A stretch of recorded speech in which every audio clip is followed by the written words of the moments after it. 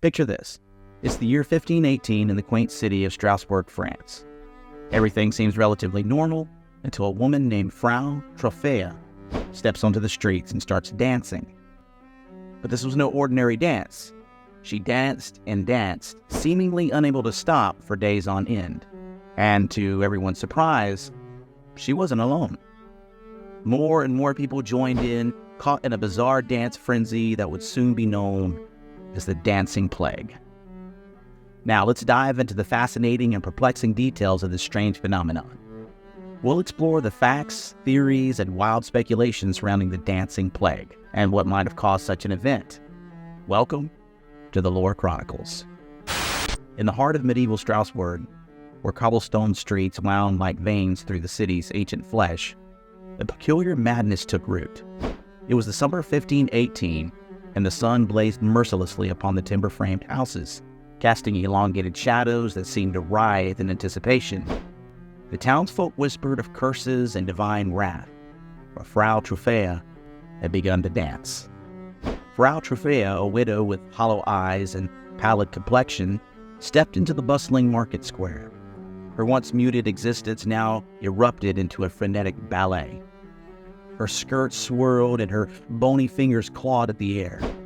The rhythm of her feet echoed like a desperate plea, a haunting melody that drew curious onlookers. They watched, their gazes shifting from fascination to unease, as if witnessing a pact with the netherworld. "She dances," they cried, their voices a chorus of disbelief. "She cannot stop." And indeed, she could not. Her legs moved of their own accord, her joints creaking like ancient hinges. Her eyes, wide and unblinking, held a terror that transcended mere madness. The townspeople whispered that demons possessed her, that her soul was trapped in a relentless jig, but Frau Troffea was not alone for long. Within days, others joined her, men and women, young and old, their faces contorted in agony or ecstasy, it mattered not. They swayed, twirled, leaped, their bodies drenched in sweat, their feet blistered and bloodied. The market square became a stage, and the dance, a macabre performance for an invisible audience. "Why do they dance?" the priest implored, his rosary beads slipping through trembling fingers. "Is this God's wrath?" The church bells tolled, but no divine intervention came. Instead, the plague of movement spread like wildfire. The afflicted danced until their muscles screamed, until their bones threatened to splinter. They collapsed, only to rise again, driven by an unseen force. The streets overflowed with writhing bodies, their cries merging into a cacophony of despair. "Ergo," declared the apothecary, his eyes bloodshot from sleepless nights. "It's the bread, the ride tainted by the devil's fungus." But even as he brewed potions and administered remedies, the dance persisted. The townspeople, desperate for answers, turned to their burgomaster. He convened an emergency council, their faces etched with fear. They debated exorcisms, purifications, and even the construction of a massive dance hall to contain the afflicted. "We must dance them free of it," the council decided. "Let them exhaust the demons within." And so the guild halls transformed into feverish ballrooms. The dancers, now numbering in the hundreds, swirled under the flickering torchlight. Their eyes, hollow like Frau Troffea's, reflected the flames. They clasped hands, their fingers interwoven, and spun until their feet bled. The air thickened with sweat and desperation, and the walls seemed to pulse with a malevolent energy. "The devil himself orchestrates this waltz," whispered the blacksmith, wiping sweat from his brow. "We are not pawns in his infernal game." The townspeople, too, exhausted to protest, surrendered to the rhythm. They chanted their prayers, their voices blending with the haunting melody. The dance became a fever dream, a descent into madness where time lost meaning. Some claimed to see spectral figures joining the throng, their eyes aflame with ancient secrets. And then, one by one, the dancers fell. Their bodies lay scattered like discarded marionettes. The market square, once vibrant, now resembled a battlefield strewn with casualties. The last notes of the cursed symphony faded, leaving behind silence and echoes of anguish. Frau Troffea, her frail form crumpled, gasped her final breath. Her eyes, once wide with terror, now held a strange serenity. Had she danced herself free of demons? Or had they claimed her soul? The townspeople buried their dead, their hearts heavy with grief. The dance of the damned had ceased. But its memory lingered, an indelible stain on Strasbourg's history. To this day, the wind whispers of that fateful summer, and the stones beneath the square still bear the phantom imprints of frantic feet. And so, my friends, heed this cautionary tale. Beware the dance that defies reason, or it may lead you to the brink of oblivion. All right, now let's look at the facts that happened in this amazing story. It's fascinating, it's incredible to listen to, but let's see what's true and what's not. It all began with Frau Troffea's spontaneous dance marathon. She danced relentlessly, attracting curious onlookers who couldn't resist joining in. As the days passed, more and more people joined the dancing frenzy. By the end of the first week, there were around 34 dancers. Shockingly, within a month, the number of dancers had swelled to over 400. The dancers were unable to control their movements, their bodies swaying and gyrating uncontrollably. They would collapse from exhaustion only to wake up and resume their frenzied dance. Some danced until they dropped dead from sheer exhaustion or suffered heart attacks and strokes. Or at least that's what some say. There hasn't been a whole lot of evidence suggesting that actually happened. The dance, yes, happened. Fascinating. But not the deaths. Those have been unconfirmed. But the phenomenon wasn't limited to Strasbourg. It spread like wildfire across Europe. Similar outbreaks occurred in places like Cologne and Metz. The dancing plague tested the limits of human endurance and baffled everyone who witnessed it. And to this day, scholars and researchers are still trying to make sense of the dancing plague. Many theories have been proposed, ranging from the supernatural to the scientific. So let's explore some of the most intriguing speculation surrounding the enigma. During the 16th century, people were highly superstitious, and it was common to attribute unexplained events to supernatural forces. Some believed that the dancers were cursed or possessed by demons. Exorcisms and prayers were performed in an attempt to free the afflicted dancers from their torment. Now, what about mass hysteria and psychogenic illnesses? Mass hysteria is a phenomenon where a group of people collectively experience unexplained physical symptoms or behaviors. Some researchers believe that the dancing plague was a case of mass psychogenic illness, where social and psychological factors played a significant role. The stress and anxiety of living in a time of famine, disease, and political unrest may have triggered this mass hysteria. We're going to dig deeper into this concept in a moment. I believe that's probably what happened, but let's look at some other options. Ergot poisoning, or ergot poisoning, however you pronounce that. It's another prominent theory suggesting that the dancers were knowingly exposed to ergot, a fungus that grows on rye and wheat. Ergot contains a compound called ergotamine, which can cause hallucinations, muscle spasms, and other neurological symptoms. Consumption of contaminated bread or grain could have triggered the uncontrollable dancing seen during the dancing plague. I just like to say ergot because it sounds more French, and this is a story coming from France. It makes sense to me, and it makes me sound more intellectual. But if I don't have it right, correct me in the comments. There are other social and cultural factors. Dance was an integral part of medieval society, often used as a form of religious expression or communal bonding. Some historians believe that the dancing plague was a manifestation of the intense social and cultural pressure to conform to societal norms. The dancers may have been caught in a cycle of social expectation, unable to stop due to the fear of being ostracized.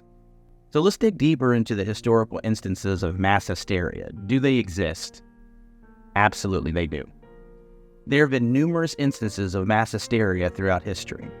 Mass hysteria refers to a phenomenon where a group of people experiences unexplained physical symptoms or behaviors without a clear medical cause. These episodes often spread through a population due to rumors, fear, or collective illusions of threats. Let's explore a few notable examples. You have this, the Dancing Plague of 1518. It's one of the most famous cases of mass hysteria. What about the Salem witch trials? In colonial Massachusetts in the late 17th century, a wave of mass hysteria swept through the town of Salem. It began when a group of young girls claimed to be possessed by witches. This led to a series of trials and executions fueled by fear and paranoia.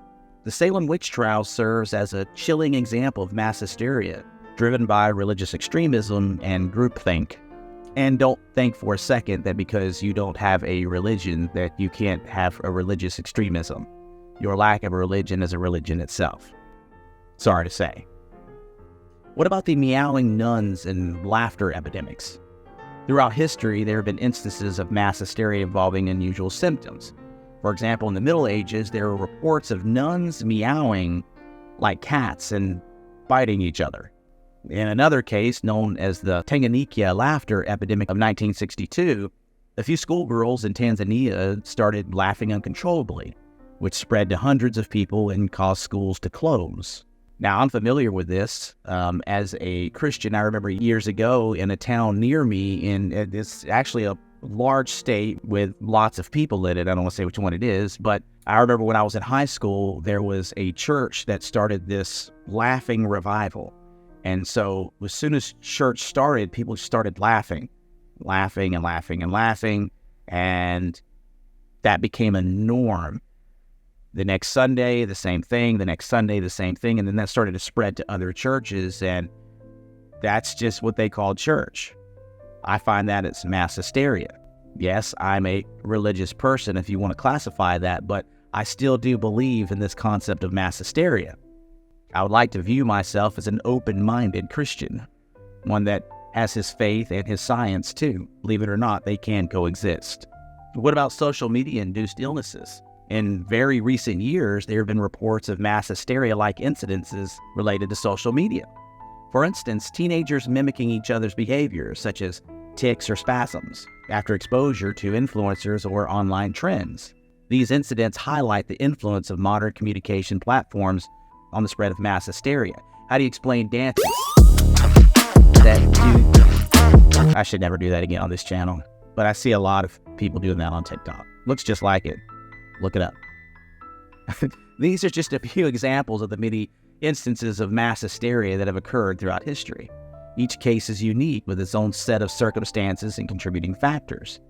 Mass hysteria serves as a reminder of the power of collective beliefs, fears, and social dynamics in shaping human behavior. Please note that the examples I just provided are not an exhaustive list, and there are many more instances of mass hysteria documented in history, in our recent history. We're going to look at a few more in just a second. So are there common triggers for mass hysteria? Common triggers for mass hysteria can vary, but there are more factors that often play a role. According to experts, mass hysteria typically occurs when a group of people develops a common fear or belief that quickly spiral into panic. We talked about that earlier. Here are some common triggers that have been observed in cases of mass hysteria. All right, we find that shared beliefs in groupthink, or mass hysteria like we keep calling it, often arises when individuals within a group share a common belief or fear. This shared belief can be influenced by rumors, misinformation, or a collective illusion of threats. Group dynamics and the tendency to conform to the beliefs of others can amplify the spread of mass hysteria. Sometimes mass hysteria can be triggered by environmental factors. For example, the perception of exposure to a toxic chemical or the presence of an unfamiliar odor can lead to individuals to develop symptoms associated with that exposure. The brain has a very interesting link to the body. Kind of tells it what to do and how to feel. And this can create a feedback loop where others who witness these symptoms start experiencing them as well. What about times of emotional stress and anxiety? High levels of emotional stress and anxiety within a community or group, stressful events such as natural disasters, political unrest, or economic crisis can create an atmosphere of fear and uncertainty, making individuals more susceptible to collective panic. Can the media itself, not just social media, but the mass media, legacy, whatever you want to call it, can they provide an influence? Yes. The media can play a significant role in the spread of mass hysteria. Intense media coverage of a particular event or illness can heighten public awareness and contribute to the amplification of fears and anxieties. Misinformation or sensationalized reporting can further fuel the spread of mass hysteria. Underlying social, cultural, or political divisions can create an environment where fears and anxieties are easily amplified and spread. It's important to note that the triggers for mass hysteria can be complex and multifaceted. Each case is unique and influenced by a combination of factors specific to the particular situation and the individuals involved. Mass hysteria usually spreads verbally and visually. When people see or hear about someone experiencing symptoms, they may begin to experience similar symptoms themselves. This communication and shared experiences can amplify the spread of mass hysteria all over the place. In the past, rumors and word of mouth played a significant role in the rapid dissemination of information. In today's digital age, platforms can also contribute to the rapid spread of mass hysteria. Don't believe me? Go on any social media site today. What about societies and cultures? Different societies may have specific beliefs, superstitions, or cultural practices that contribute to the development of collective fears and anxieties. Pre-existing tensions or conflicts within a community can also create an environment where fears and anxieties are easily amplified and spread. And some studies suggest that instances of mass hysteria are more commonly experienced by groups of women. Don't get mad at me. This is just what my research showed me. This observation does not imply that women are more prone to mass hysteria, but rather reflects the societal and cultural context in which mass hysteria often occurs. Women may be more exposed to collective obsessional behavior due to their typical exposure to stressful situations. See? I'm still pro-woman. In some cases, physical symptoms associated with mass hysteria can provide a non-confrontational way of expressing distress or resistance within a challenging social or work environment. The way the media portrays and frames an issue can influence how people interpret and respond to it. Biased reporting, selective presentation of facts, or the use of emotive language can sway public opinion and contribute to the development of mass hysteria. It is important for the media to provide accurate, balanced, and responsible information to prevent the escalation of mass panic. Do we see any of that today? No, we do not. Media coverage of distressing or alarming events can evoke strong emotional responses in individuals. Fear, anxiety, and uncertainty can be heightened when people are repeatedly exposed to distressing videos, images, or stories through various media channels. This emotional impact can contribute to the development and spread of mass hysteria as individuals react to the perceived threat or danger. This is why I personally have a social media and all media fast from time to time. When I realize that I feel like I'm being manipulated by what I'm seeing over and over again because the algorithm knows that you're interested in that story, so they keep playing it over and over again. When I keep seeing that and it keeps bringing some sort of emotion in me, now it's time to back away. The algorithm wants to confirm your bias. So whichever that is, and I'm not claiming that I don't have a bias. Clearly, if you watch my videos, I have my own bias. I talk about open-mindedness and things like that, but I have my own worldview. And you do too, and there's nothing wrong with that.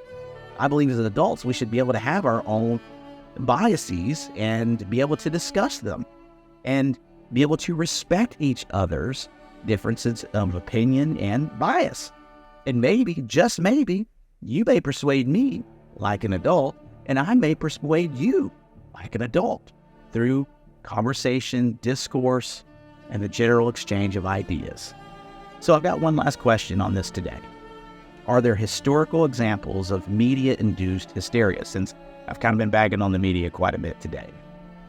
Well, the answer is an emphatic yes. Yes, there are historical examples of media-induced hysteria. The media has the power to shape public perception and influence collective behavior. Here are just a few notable examples. The War of the Worlds radio broadcast in 1938. In 1938, Orson Welles and his Mercury Theater on the Air performed a radio adaptation of H.G. Wells' The War of the Worlds. The broadcast, presented as a series of news bulletins, was so realistic that it caused widespread panic among listeners who believed that a Martian invasion was actually taking place. The media's portrayal of the broadcast as a real news event contributed to the mass hysteria that ensued. And to this day, that's why so many people claim that the reason why the government doesn't want to tell us that there might be alien life out there is because of what happened during that broadcast of the War of the Worlds back in 1938. They're afraid of this public mass hysteria where people will stop going to jobs, people will stop being productive in society and paying their taxes and things like that. And oh my goodness, they're so concerned with the religious institutions that may crumble and be destroyed. They're not worried about that. But I do believe that they're worried about you not being productive and giving them money. They're your taxes. But let's continue on.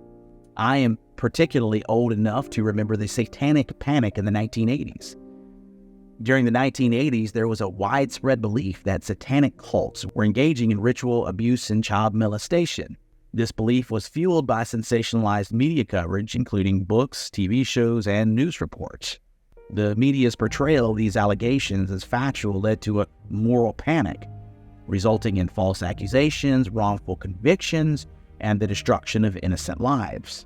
Now, I'm not saying that none of those things were true. I'm not saying that there weren't people that were doing these satanic rituals and doing those nasty things I just talked about. What I am saying is that it actually did impact some people that were innocent, because that's how mass hysteria works. Let's not be hysterical about things that are going on. Let's instead be sober-minded and pay attention and do what's right. In 2016, there was a wave of reports and social media posts about creepy clowns appearing in various locations across the United States. The media coverage of these sightings, along with viral videos and photos, created a sense of fear and panic among the public.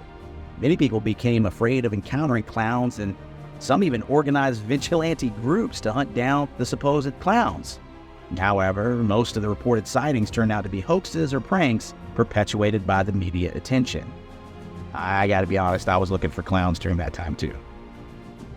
I'm just saying, I remember that. I remember looking around to see if I could find a clown that was going to try to mess up my day, because I was going to mess up theirs. And then, most recently, we have the most recent pandemic. I think I could talk about this now on YouTube, but the pandemic is another example where media coverage has played a significant role in shaping public perception and behavior. The constant stream of news, updates, and images related to the created fear, anxiety, and panic among the population. We started seeing words like misinformation, sensationalized reporting, and conflicting narratives have further contributed to the mass hysteria surrounding that sickness. The media's portrayal of the pandemic has influenced public response, government policies, and individual behavior. People lost friends over this. I know I did. And it wasn't because I befriended people. It's because they befriended me. But these examples demonstrate how media-induced hysteria can occur when sensationalized or misleading information is disseminated to the public. It is important for the media to exercise responsibility when dealing with any of these events. So what do we do about it? How do people differentiate between fact and fiction? Well, that can sometimes be challenging, especially when it comes to media and information consumption. Here are a few ways people can navigate this distinction. So, first off, verification and evidence. Facts are pieces of information that can be proven or verified as true through evidence, research, or documentation. It is important to critically evaluate the sources of information and look for reliable evidence to support claims. There also needs to be a significant amount of critical thinking. Developing critical thinking skills can help individuals analyze and evaluate information more effectively. This involves questioning the source, considering the biases, checking for logical consistency, and seeking multiple perspectives. That's a lost art form. And then there needs to be some media literacy. Being media literate involves understanding how media messages are constructed, the techniques used to influence perception, and the potential biases or agenda behind them. Media literacy empowers us to critically evaluate media content and distinguish between fact and fiction. There are fact-checking sites But you have to do your due diligence and see which ones that you actually think are providing truth and don't have their own agenda behind them. They do exist, though. But outside of the fact-checking sites, you can actually cross-reference yourself information from multiple sources, and that can help identify inconsistencies or discrepancies. Comparing different perspectives and sources actually can provide a more comprehensive understanding of a topic and help separate fact from fiction. Phew, that was a lot. Today's video was a lot longer than normal, but we have many more videos on strange occurrences and folklore here on this channel. In fact, YouTube is recommending one to you right now. Be sure to check it out, and we will see you next time.